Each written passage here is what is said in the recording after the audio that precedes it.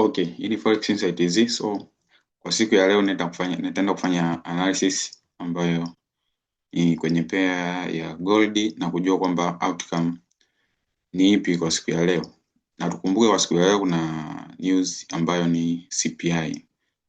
Ingawa zipo news zingine pia, lakini news kubwa kwa siku ya leo ni ambayo ni CPI. So tena kufanya analysis, then nitajaribu kusema kwamba soko lina uhitaji mkubwa liende sehemu gani zaidi, si ndio? So in case kama hadi news itakuwa haijafika labda kwa huo muda, then soko bado halijafika ile sehemu ambayo soko lina uhitaji mkubwa wa kwenda, it means probably kuna probability market news ikasupport kufikisha price kwenye hilo eneo, si ndio? Okay, so tukianza na monthly time frame, tunaona market ipo kwenye uptrend move kama inavyoonekana. Hii ni clear uptrend, soko lipo kwenye uptrend move mpaka sasa kwa general structure. So kimuonekano tunaona buyers wapo strong. Tukienda kwenye weekly time frame as well as tunaona market ipo kwenye uptrend move. So kimuonekano buyers they are still strong, lakini tunachoenda ukiona hapa, tukienda kubase na sehemu husika ambapo tunaenda kuingilia sokoni, it means sisi tunaenda kubase kwenye hii area, sawa? Tunaenda kubase kwenye hii portion hii. So kwenye mazingira almost tumeona market imeconsolidate kwa wiki almost kama wiki tatu, 1 2 3, na tunaona sasa mpaka sasa hivi kilichoonekana hapa ni kwamba structure ni uptrend, lakini tunaona madeni mawili ambayo soko limeacha. It means li sweep ama eneo likatengeneza high au limeshatengeneza kwenye hii candle, kwenye highest price ambapo hii candle ilifika, pia na kuna hii low kwenye hii candle, kwenye hii lowest price ambapo hii candle ilifika. So hizi nazima kwa sababu gani? So kwa sasa hivi lipo kwenye indecision area, si ndio? So paka hapa kinachoonekana ni kwamba so kuna probability market ikasweep hii high au ikasweep hii low ya hii candle. So ipo kwenye indecision zone, sawa? But indecision zone ya weekly time frame haiwezi kukufanya wewe day trader ukashindwa kupata few opportunity, si ndio? Kwa sababu ni pair ambayo inatembea pips nyingi sana. So unaweza kujaribu kuangalia opportunity then ukapata opportunity ya muda mfupi. So soko sasa hivi ipo kwenye indecision zone. Hatujajua either litasweep above au litasweep below, even if tunavyojua kwamba market ipo kwenye uptrend move na buyers wapo in control. So tutakacho base zaidi ni kwenda kuangalia opportunity ambazo zimebase sana kwenye opportunity za kubuy less than opportunity za kusell. Kwa sababu gani nasema hivyo? Kwa sababu tunaona ukienda kwenye daily time frame, sawa? Ukienda kwenye daily time frame market ipo kwenye structure ya uptrend, na tunavyojua kwenye uptrend move soko huwa lina move kwa movement ya kufanya impulsive na retracement move. Na tunavyoona, nikiwa nasema impulsive na retracement move, it means ukianzia kuangalia historia ya soko kuanzia maeneo, it means ilikuwa ni impulsive then soko likafanya retracement. So baada ya kufanya retracement kwenye hizi movement mpaka hapa tukaona movement ambayo ilikuja kuvunja hii nini, hii resistance ambayo imesha be created kwenye hii retracement. So kitendo cha soko kuja kufika hili eneo na ku break hii zone tayari ka confirm continuation, then ikafanya impulsive. Baada ya pale then ikafanya baada ya hii retracement then ikafanya impulsive mpaka haya maeneo. Ngoja ni squeeze kitu hapo kwanza. So then ikafika hadi ya maeneo hapa juu, sawa? Ilifika hadi ya maeneo juu almost before. So before hapo soko ilifika kwenye eneo lika consolidate, ikafanya retracement and then ikatembea hadi huku, si ndio? So baada ya kutembea hadi huku tunaona soko lilikuja ika-return kwenye ile support zone kwa kufanya retracement. After hii retracement tunaona market ipo kwenye impulsive move kwenye daily time frame. Hii ikiwa inatupa picha gani? It means kinachoonekana hapa ni kwamba tunatakiwa tuangalie opportunity za kubai zaidi ya kusell, kwa sababu soko lisha sweep tayari kwenye support, then linachokifuata sasa hivi soko linaenda kufuata hii high ambayo limeiacha huko. So sisi sasa ndo tunaenda kubase na hizi sehemu tukiwa tumesha mark hizi high ya candle ya week na low ya candle ya week, but soko tayari lisha sweep chini. Tunaona structure ni uptrend, it means lazima tukabase kuangalia buying opportunity, even if itakuwa ni ya kusubiri, lakini we have to look for buying opportunity. Sasa soko lisha sweep, tukiweka line chart, it means tunaona soko limetengeneza closing price kwenye hii eneo. It means hii ni closing price ambayo almost itatumika kama support in case market ikitap kwenye hiyo zone. And then kuna hii pia, hii area. Sawa, achana na hii mistari ya juu. Kwa nini haionekani? Kwa sababu nimeweka tu kwenye zile highest price kwenye zile weeks na ile low kwenye ile week pia. So hizi mara nyingi huwa hatuziconsider wala huwa hatuzitumii sana. Hapo nijaribu tu kuonyesha kwamba soko kwenye weekly time frame ipo kwenye indecision, lakini tukumbuke nani ambaye ana control soko. Hicho kitu kitatusaidia sana. So kinachoenda kufanyika, it means hii zone hapa juu ndio itaenda kutafuta kuvunjwa. Sawa? Soko kwenye pair ya gold bado lipo kwenye uptrend move na soko lina probability ya kuendelea kubuy. So usije ukajichanganya, maybe ukaangalia kusell na kwa hold sell kwa sasa hivi, kwa sababu soko lipo kwenye uptrend general structure, lakini kwenye movement ndogo ndogo ndio utaona kuna down, kuna some retracement inafanyika na soko tayari sha sweep kwenye ile support area, lakini ime sweep na rejection, then soko linaitafuta hii high kwenda kuibreak ili endelee na continuation ya uptrend.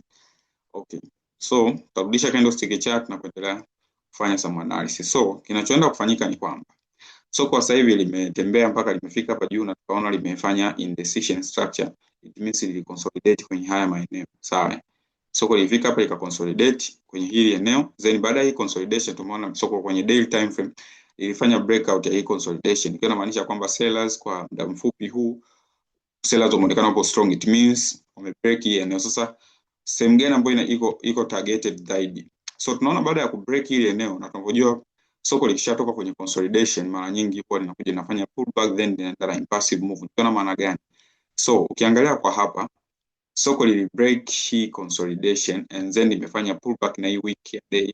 So soko litaendelea ku drop hadi ya maeneo kwenda kutafuta support. Kwa sababu gani nasema hivyo? Kwa sababu moja, ukiangalia kwenye hii area from daily time frame, hii ni free area ambayo soko lipo sasa hivi, ambapo hii candle ya day imeopen, imeenda tu kufanya pullback kwenye ile eneo then ipo kwenye free zone.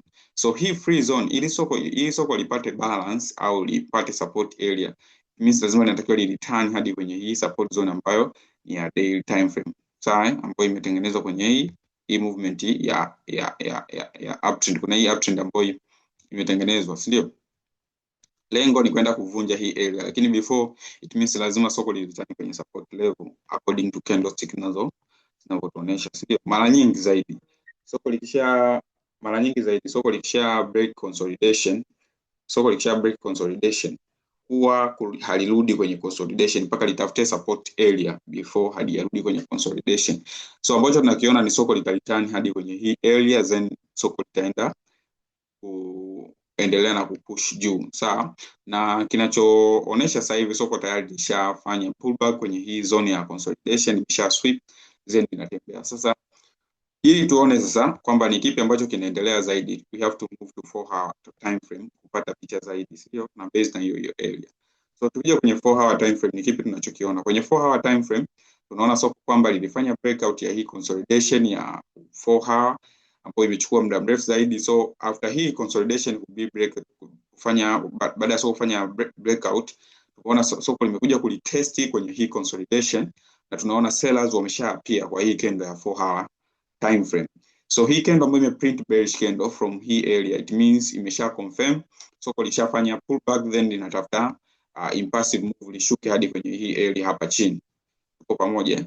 So kinachofanyika sasa hivi na soko, it means soko litaliturn hadi kwenye hii zone then itapush kwenda juu in case kama buyers wataamua kubuy kwenye hili eneo. It means watapush price kuanzia kwenye hii zone. Sasa hiki ni kipi ambacho unatakiwa kiweke kwenye mindset? It means ni kwamba sasa hivi even if soko lipo kwenye uptrend move, kwa huu muda mfupi utakiwa kuangalia buying opportunity, na kuna probability pia news ikija itasell in case kama soko litakuwa limereturn hadi kwenye hii area, news itapush price hadi kwenye haya maeneo, kwa sababu mara nyingi news huwa inaenda kucomplete sehemu ambazo soko limeshindwa kufika kikawaida. So news huwa mara nyingi inakuja kupush price hadi haya maeneo, ndio? So price itabi push hadi kwenye haya maeneo. Tunaona jana NFP imefanya breakout ya hii consolidation. News ya jana imefanya breakout ya hii consolidation.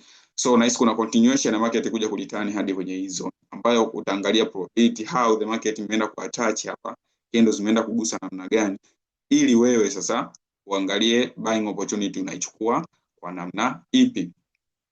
So tukishuka kwenye 1 hour time frame, tuna base na hiyo structure ambayo tupo. It means kwenye 1 hour time frame ni taarifa tosha ambayo tunaipata, na tunaona kuna continuation na market ku drop chini. Ni kipi ambacho tunakiona kwenye 1 hour time frame?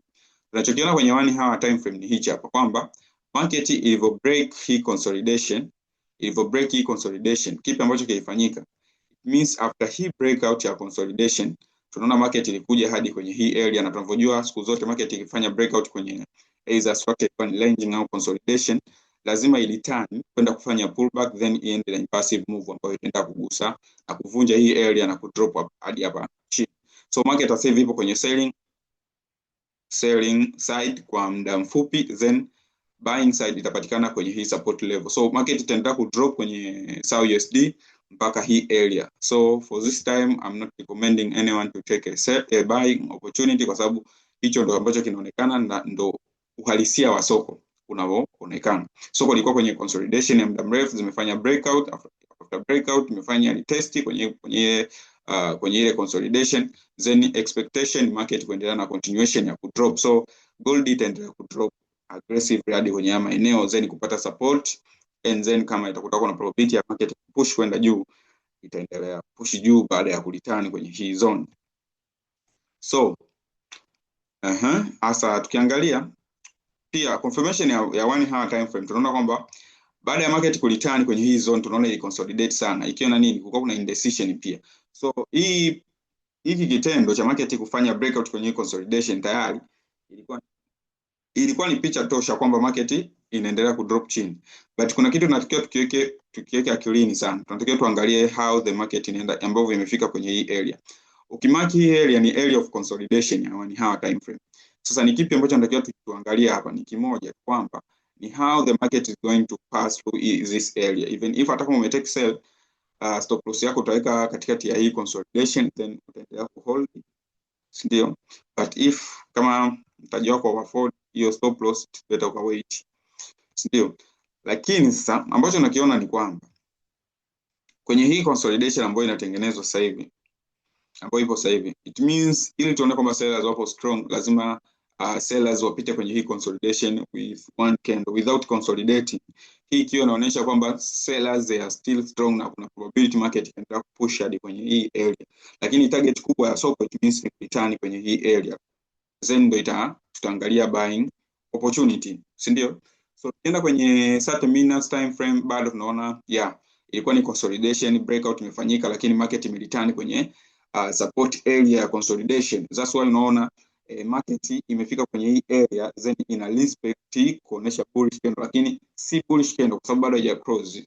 So it shall close ndo title as bullish candle, but mpaka sasa hivi tunaona bado buyers and sellers ndani ya hii candle ya 30 minute time frame wapo wana compete. So hatujajua ni nani ambaye close kwenye hii candle, but uhalisia ni kwamba hii baada ya hii breakout tunaona market itaendelea kusell mpaka kwenye hili eneo, kwenye hii price ya 4786.69, then hapo market itakapopata support na kugeuka. Sawa, tukienda kwenye 15 minutes kuendelea kuangalia the same way, tunaona bado sellers wana control soko kwa hizo bearish candle ambazo zinaonekana mpaka sasa hivi, lakini wapo above support level ya consolidation hii hapa chini. So tunasubiri market itakapoendelea kwenda chini.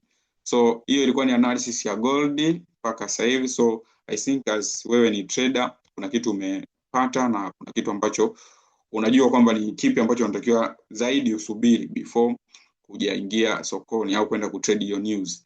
Na mara nyingi tunapojua soko au news ikienda kutokea, structure ambayo ya soko ambayo inakuwepo huwa ni indecision structure. Soko linakuwa kwenye consolidation, then breakout ndio zinatokea. Mara nyingi zaidi hizo news kubwa zinalikuta soko lipo kwenye hiyo structure. So wewe kama technical trader unaweza kwenda kwa take risk, kwa sababu unajua kabisa kwenye consolidation si best way kwa wewe kwenda kutake any opportunity, kwa sababu consolidation ni indecision. Anytime soko linaweza kuchagua upande, lakini ukienda kutrade news, make sure unaangalia high probability soko linataka lifanye kitu gani.